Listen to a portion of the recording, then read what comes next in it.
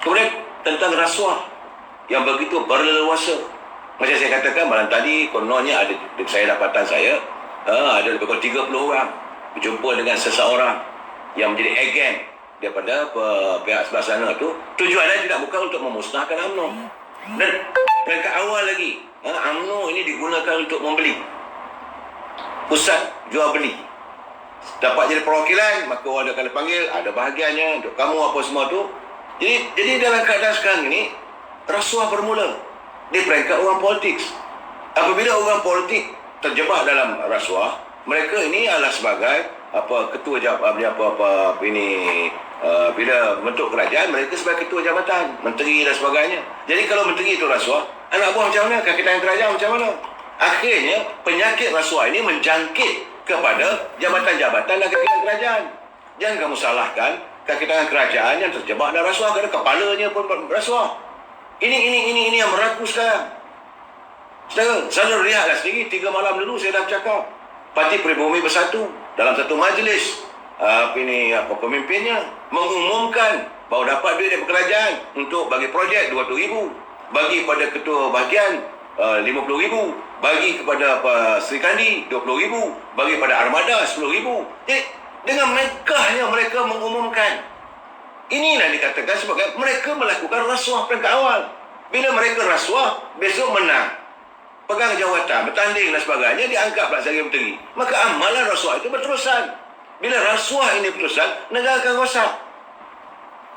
Bukan hanya ini, dalam UMNO sendiri, sekarang ni unsur itu melaku balik.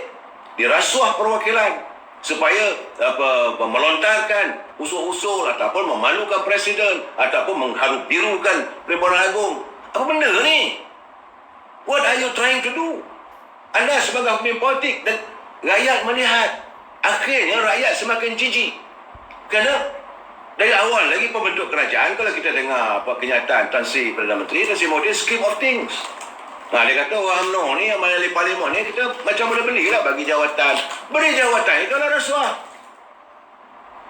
Beri jawatan sebagai menteri, timbalan menteri ataupun pengurusi JRC, itu rasuah. Guna bagi wang. Saya tak mau menceritakan seorang demi seorang, tapi this is the reality of Malaysian politics. Sebab itu sekarang ni saya terkejut apabila Ketua Polis Negara secara berterusan, secara jelas dan membuat satu sidang akhbar menyatakan bahawa ada elemen-elemen sebegitu dalam jabatan polis. Ini bahaya. Sebab itu dia kata dia pasti akan membersihkan. Sebab dia kata ada campur tangan orang luar dalam menentukan soal kenaikan pangkat ke, orang tu begini, orang tu begini. Jadi kalau jabatan polis pun dah boleh kena serang, di mana letaknya ketahanan kita? Orang yang jabatan yang sebagai penguat kuasa undang-undang. Ini perlu disantuni. Saya terperanjat. Tak sepatutnya lah ketua menteri, ketua polis membuat kenyataan. Tapi saya rasa dia tak boleh nak tahan lagi dah. Dia kata dia dedahkanlah. Ini keadaan. Dan kalau keadaan begini, bahaya pada negara. Sebab itu, saya melihat sudah ada negara kita dah jadi macam center of the drug ataupun pusat pengedaran dadah antarabangsa. Saban hari. Itu hari dapat tangkap 4 bilion. Lepas tu dapat tangkap dekat Johor 300 juta. Dapat tangkap 26 juta. Hari ni dalam TV keluar. Gunakan dalam tapuai apa semua. Macam kuih, dadah. Jadi, kalau orang yang terlibat dengan dadah ini menguasai pihak-pihak penguasa, ini bahaya. Apakah negara kita nak jadi macam Mexico? Apakah negara kita ni nak jadi macam di Itali? Di mana ini mafia yang membentuk, yang menentukan pembentukan sesebuah kepimpinan. Tak boleh begitu. Kita tak boleh mengizinkan. Sebab itu saya bersetuju pasal terbaik ubah je lah parlimen ni. Biarlah rakyat menentukan. Sebab rakyat pun dah bosan.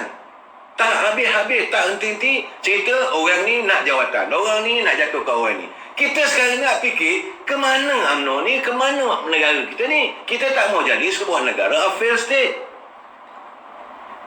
Sebab itu sekarang ni, macam saya kata, kalaulah daripada pimpinan politik nak bertanding jawatan ketua cawangan, bertanding jawatan ketua bahagian, terlibat dengan politik, terlibat dengan rasuah, maka dia akan mengamalkan rasuah di peringkat atasan.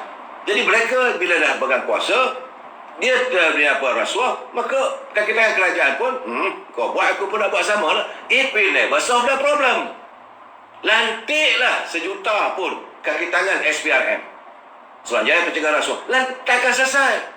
Kerana akhirnya Jabatan SPRM juga nanti akan dijangkiti oleh penyakit rasuah. Dan ini tak selesai. Dan siasat apa semua tu ada pula campur tangan politik. Ini jangan kes terpilih. Ini orang aku. Dia ni penyokong saya. Ya tak boleh bawa. Sepatutnya macam contoh lah. Saya beritahu contohnya itu hari apa yang berlaku pada Penny Xavier yang melompat parti. Apakah dia disahkan bersih sebab dia kononnya disiasat? Apakah dengan tindakannya menyebarangi, menyertai Perikatan Nasional atau menyokong kerajaan Perikatan Nasional, dia sudah dibersihkan dan tidak boleh diambil tindakan? Nah, banyak persoalan negara kita dijadikan sebagai hub data, persoalan negara kita ni jadikan tempat center untuk penurunan wang haram amla, bagaimana melibatkan rakyat daripada Korea Utara yang akannya mendedahkan kita kepada suasana ketegangan diplomatik antara Malaysia dengan North Korea. Ini semua ini menjurus kepada kita kena pergi ke Palestin. Kenapa? Kerana orang politik tidak peka, tidak mahu melihat bahawa mereka keberadaan dalam politik ini adalah untuk to serve the country, to serve the people. Sebagai orang politik sebenar-benarnya mereka ada untuk melaksanakan tugas dan tanggungjawab. Sebab itu sekarang ni bila saya dengar apa dia orang bercakap, kita demi agama, demi bangsa, saya kata ini semua retorika. Betul. Macam mana kata Pak Nazir dalam pantun dia tadi. Dulu sebelum kemudahan kerajaan dengan lebaynya apa semua tu, agama, Islam, nak naik masuk sekali, apa jadi? Saya tak mau menyeranglah pimpinan lampas, tapi kita dapat lihat sendiri. Apabila dah jadi menteri, apa jadi? Soal perjudian tidak diselesaikan. Soal pemanduran parlimen tidak terlaksana. Tidak dapat diperjuangkan. Jadi sedikit demi sedikit mereka sudah longgar daripada asas perjuangan. Dan bukan saya nak menyerang mereka, tidak. Tetapi saya khawatir kalaulah kepimpinan politik tidak berperanan sebagaimana yang diperlukan, sebagaimana yang mereka diharuskan untuk berperanan untuk kepentingan rakyat, maka akhirnya kita akan menjadi the failed state. Apa-apa pun bertolak daripada orang politik. Dan hari ini akhirnya juga rakyat akan benci dengan politik. Sedangkan sudah kena ingat politik ini pada asasnya kita gunakan adalah untuk memperjuangkan kemerdekaan negara. Tanpa keterlibatan warga bangsa kita dalam politik, kita tak mungkin mencapai kemerdekaan. Tak mampu kita nak menghalau Melayu Union, tak mampu kita menghalau British dari bumi kita dengan secara diplomasi. Kita bukan angkat parang, bukan angkat babu runcing macam Malaysia Indonesia. Tidak. Kita mencapai kemerdekaan di atas meja perundingan. Kerana waktu itu kita menggunakan politik diplomasi, kepimpinan yang tulus. Walaupun ditawarkan oleh pihak British dengan pelbagai jawatan. Jangan lupa. Namun pimpinan-pimpinan negara waktu itu menolak. Dan akhirnya selamatlah negara kita mencapai kemerdekaan. Dan kemerdekaan kita ini, maka mulalah kita mengisi kemerdekaan. Dalam pengisian kemerdekaan, pimpinan terdahulu tidak meletakkan kepentingan diri. Sebab macam contohnya macam almarhum Tun Razak, dia mempanel mewujudkan dasar ekonomi baru. Ratusan ribu tanah dibuka, tanah-tanah Felda. Tak terdengar pula kontrak bagi pada kroni dia. Kontrak untuk menebang hutan ke bagi pada kroni, tak ada. Kontrak membekalkan baja pada kroni dia, tak ada. Kontrak membekalkan benih-benih kelapa sawit, tak ada. Kontrak untuk buat rumah-rumah penuh ke Felda, tak ada. Semua itu diberi secara telus dengan kontrak dan sebagainya. Maka jadilah perkampungan, desa-desa Felda itu untuk warga pertama. Dan kita melihat pembangunan Felda begitu drastik. Akhirnya tumbuhlah kelapa sawit itu menjadi sebahagian daripada kita punya penyumbang kepada ekonomi negara. Begitu juga apabila diwujudkan Petronas yang Muhammad Mulya Tengku Razali dengan ikhlas hati, dengan jujur mentadbir Petronas. Bukan mudah saudara. Dan waktu Petronas itu, waktu kita mewujudkan Petronas, kita berhadapan dengan the Seven Sisters. Seven Sisters ini adalah orang-orang ataupun kumpulan-kumpulan yang menguasai minyak di seluruh dunia. daripada kumpulan mobil, daripada kumpulan Shell, daripada kumpulan Exxon, daripada kumpulan Esso, dari kumpulan Caltech. 7. Dan waktu itu yang Muhammad boleh Teguh Razali ditawarkan oleh The Seven Sisters ini dengan jumlah wang yang banyak dan juga ubutan. Beliau diubut, kalau kamu mewujudkan Petronas, maka kamu tidak akan selamat.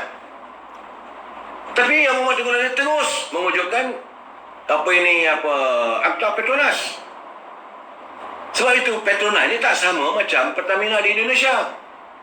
Petronas di Malaysia tak sama dengan syarikat minyak di negara-negara Arab. Mereka dikuasai oleh pelabur-pelabur ataupun pemilik tuan-tuan besar Seven Sisters dunia. Sebab itu Malaysia ni muncul sebagai Petronas as a one player. Ini dilakukan oleh Muhammad Teguh Razali. Tak langsung tersilau, tak langsung terpukau untuk menjadikan Petronas ini sebagai bahan dagangan dia. Tidak. Malah tak ambil gaji pun. Dia nak tengok bahawa negaranya membangun kerana inilah emas hitam yang dimiliki oleh negara. Dan akhirnya terbukti Petronas menjadi sebuah konglomerat dunia. Hari ini nilai syarikat Petronas 7.5 triliun USD, bukan sikit. Dan ia merupakan menjana ekonomi untuk negara untuk digunakan keberhasilan daripada Petronas ini untuk membangunkan negara. Ini jasa yang Muhammad Teguh Razali tak boleh ditepikan. Tapi apa yang jadi sekarang? Felda hancur. Petronas mula dah melelong. Sebab keberhasilan Petronas sudah diambil. Sepatutnya digunakan untuk pembangunan dan untuk rakyat. Saya berkesempatan berbual dengan Muhammad Teguh Razali. Dia kata impian dia waktu itu, kalau boleh, setiap hasil minyak yang kita peroleh akan diberi kepada rakyat. Macam mana di Norway? Rakyat di Norway, setiap rakyat dia yang mempunyai IC ataupun kad pengenalan, dia dapat 1,500 sebulan. Itu hasil daripada pendapatan negara. Kemudian pendidikan percuma, hospital percuma, rumah dibangunkan dengan keadaan ada subsidi daripada kerajaan. Rakyat dia cukup tentram hasil daripada pendapatan negara. Itu yang yang dibuat oleh Teguh Razali melalui Petronas. Tapi di saat dia mengembeling Petronas, waktu itulah dia diserang. Berlakulah pertandingan antara dia dengan Dr. Mahathir Mohamad. Dan akhirnya dia tersingkir. Sedangkan waktu itu dia sedang membina Petronas ini supaya hasil Petronas ini dapat dirasai oleh kita. Rakyat kita waktu itu dalam 28 juta saja. 28 juta rakyat Malaysia sepatutnya boleh dapat lebih kurang 1,000, 2,000 sebulan hasil daripada minyak Petronas. Tapi wang itu digunakan, maaf cakaplah, bangunkan the Twin Tower. Tapi akhirnya Twin Tower itu belong to whom? Milik siapa? Tanah dan sebagainya, pembangunan macam-macam. Benda ini sebab saya kata, sebab itu sekarang ni kita menuntut supaya diwujudkan satu referendum baru, ada pilihan raya dan kerajaan yang baru perlu menyiasat. Uang kita habis, tak tutup pasal. Campak kelongkang masuk dalam skim untuk forex, pertukaran wang asing dan sebagainya, lebih 30-40 bilion. Uang itu 30 bilion itu banyak artinya untuk rakyat kita berdapat. Nah ini keadaan sebenarnya. Saya sedikit sebenarnya kalau selalu mendengar pencerahan saya menjelaskan satu persatu, tidak niat untuk memburukkan orang. No. Tujuan saya supaya kita faham, supaya kita jelas, supaya kita tidak jadi perbodohkan oleh mereka bernama orang politik. Memang bila saya nyatakan begini, teman-teman saya yang berada dalam politik, dia marah kat saya. Saya kata, nak marah-marah lah. Itu urusan saudara lah. Sebab saya merasakan saya bertanggungjawab kepada rakyat dan bertanggungjawab pada keluarga saya. Dan saya tidak akan mengizinkan bumi yang saya pijak ini, tempat kelahiran tok nenek saya, tempat di mana saya dilahirkan, di sini darahku tumpah, di sini negara ini perlu kita pertahankan. Dan kita tak mengizinkan mana-mana tangan untuk mengotori kesucian bumi kita ini. Negara kita ni negara yang makmur. Kita punya rakyat yang cinta damai. Rakyat kita rakyat yang harmonis, yang perlu kita santuni. Dan negara ini kedaulatannya perlu kita pertahankan to the fullest. Kamu ambil apa saja akan berlaku pun, bumi ini adalah milik kita. Inilah bumi tok nenek kita. Inilah di sini kita lahir, di sini kita akan mati. Pertahankanlah. Wabillahi taufiq wal hidayah. Assalamualaikum warahmatullahi wabarakatuh. Kita berjumpa lagi malam esok.